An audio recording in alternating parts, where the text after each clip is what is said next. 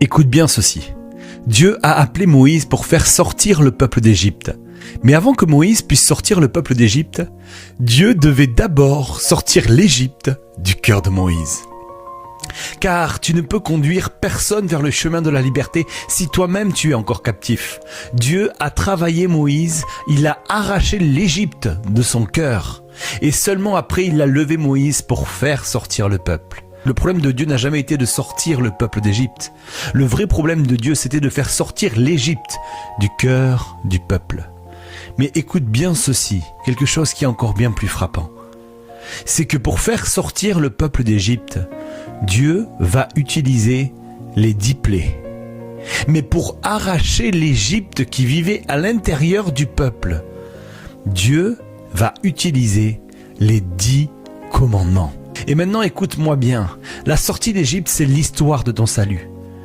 Mais sortir l'Égypte de ton cœur, c'est l'histoire de ta transformation. Tu peux être sauvé et encore penser et continuer à agir comme si tu étais en Égypte.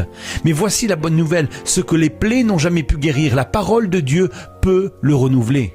Peu importe les blessures que tu as subies, peu importe les chaînes qui t'ont façonné, peu importe l'esclavage émotionnel, spirituel ou mental dans lequel tu étais, Dieu est capable de renouveler tes pensées par sa parole.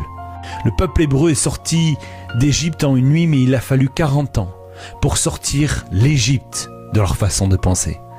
La délivrance est instantanée, mais le renouvellement est un processus.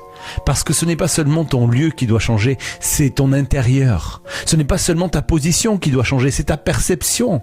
Ce n'est pas seulement ton extérieur qui doit être libéré, mais c'est ton mental qui doit être guéri. Tu ne peux pas changer de saison si tu ne changes pas de pensée. Tu finiras par reproduire l'Égypte partout où tu iras.